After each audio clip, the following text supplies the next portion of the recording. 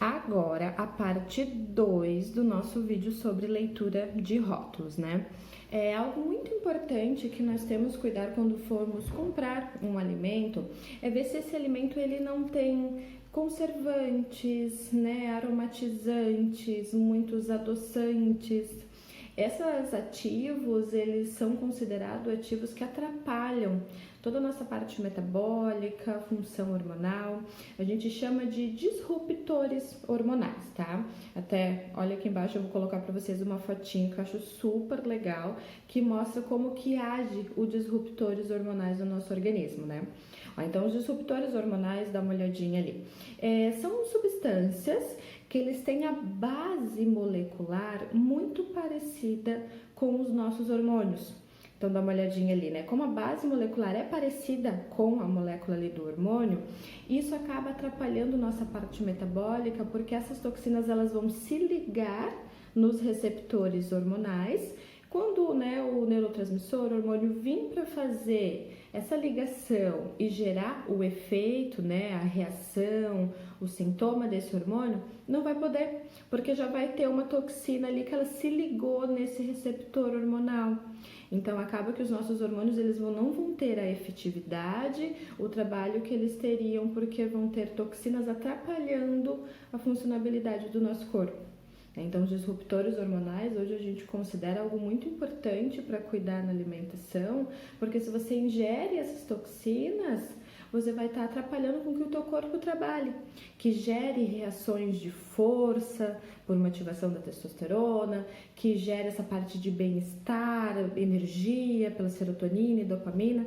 Então, acaba que você pode ter uma baixa produção e equilíbrio dos hormônios, os efeitos, porque o teu corpo está intoxicado.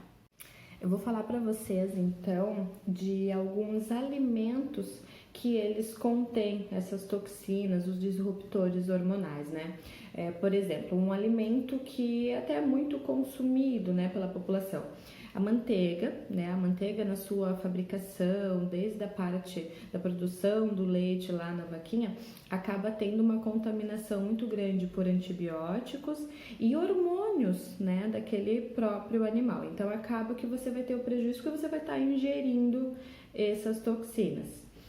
Tem uma solução, a gente pode usar a manteiga ghee, que ela é uma manteiga mais clarificada, ela não tem tanto dessas toxinas, muitas até são bem puras. Ou também o óleo de coco. O óleo de coco que eu indico na preparação de alimentos, porque é uma gordura, sim, né? Ela tem a sua caloria, então não dá para exagerar, mas ela traz alguns benefícios para o organismo. Outro alimento que estava sendo muito falado, mas eu vou mostrar para vocês a minha opinião, é a banha de porco. A banha de porco é assim, no ser humano isso também acontece, né? O nosso corpo acumula nas células de gordura hormônios, antibióticos que nós consumirmos. Então, isso vai acontecer no animal. O porquinho, quando ele recebe antibióticos, às vezes hormônios para o crescimento, seus próprios hormônios, eles ficam acumulados na banha, naquela gordurinha do porco. Então, quando nós formos usar adicionando essa banha na nossa alimentação, nós acabamos recebendo esses antibióticos, esses hormônios também. A ideia da banha do porco, ela é legal para alimentação, ela é válida quando a gente tinha aquele porquinho, né, da avó lá do sítio, que ele não consumia tanta ração, não precisava de tanto antibiótico para a sua produção. Então, aquele porquinho que a gente poderia dizer que era praticamente um porquinho orgânico, ele é saudável, sim, né? É uma gordura que ela é viável para alimentação por ser uma gordura natural. Não é uma gordura industrializada. Agora, o porquinho de hoje em dia, a gente não pode comparar que vai ter esse benefício, a ingestão da banha dele, porque é um porquinho de grande produção, então ele tem uma quantidade grande de hormônios, de antibióticos, você vai acabar consumindo isso, então não vale a pena. Outro alimento também que eu explico muito, né, a vantagem e desvantagem do uso dele é o bacon. Quando a gente faz uma dieta com restrição, né, da quantidade de carboidrato, a gente chama de dieta low carb, nós precisamos aumentar a ingestão de gorduras na alimentação para o corpo usá-la como fonte de energia principalmente. Porém, a ideia é que se coloque gorduras boas, gorduras naturais, né? Um óleo de coco, abacate, castanhas, Essas são as gorduras que são indicadas para a gente colocar a mais na alimentação. O bacon, o processo de defumação, de conservação dele, acaba gerando, né, acumulando algumas toxinas que podem prejudicar a funcionalidade do seu corpo. Então, é mais pelos conservantes e principalmente o processo de defumação em si. Então, não é tão aconselhado.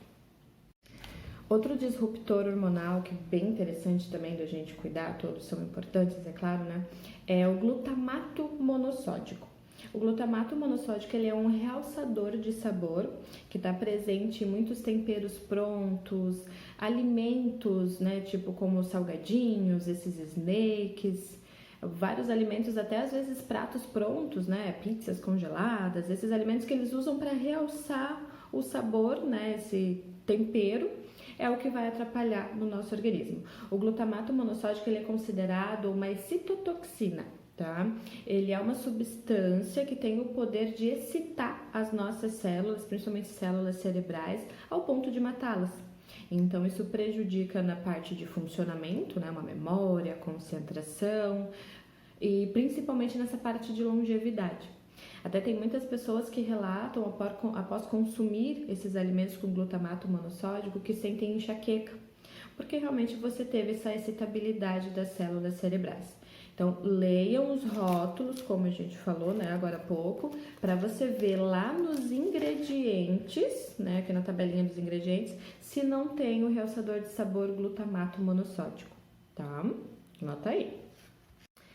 Outro ativo muito usado na parte de, né, a fabricação dos alimentos é o aspartame. Tá? Eu vou anotar aqui para vocês acompanharem, até anotarem para quando forem fazer as leituras dos rótulos. O aspartame ele é um adoçante sintético, tá? Ele vem em muitos produtos light, diet, shakes, vitaminas, né? Alguns suplementos também. Então, nós vamos acompanhar isso. Então, o aspartame ele é um adoçante, né, sintético. Até eu vou ler aqui a composição. Ó, ele é constituído por 40% de ácido aspartico, 10% de metanol e 50% da fenilalanina, tá? Parece uma composição simples, né, para um adoçante. Só que o problema é que os dois aminoácidos do aspartame, ali junto com a fenilalanina, quando fundidos, eles formam uma molécula de metanol, tá? E isso vai fazer né, parece até que simples, só que o que acontece? Em altas temperaturas já foi feito estudos recentes que o metanol ele se torna um radical livre, perigoso e venenoso para o nosso organismo. Então, você vai estar consumindo uma toxina que vai realmente, né, intoxicando o seu organismo dia a dia que você consumir esse alimento light ou diet que tem aspartame. Então, isso é um ponto bem legal também da gente ver a vantagem de usar um alimento light diet, tá?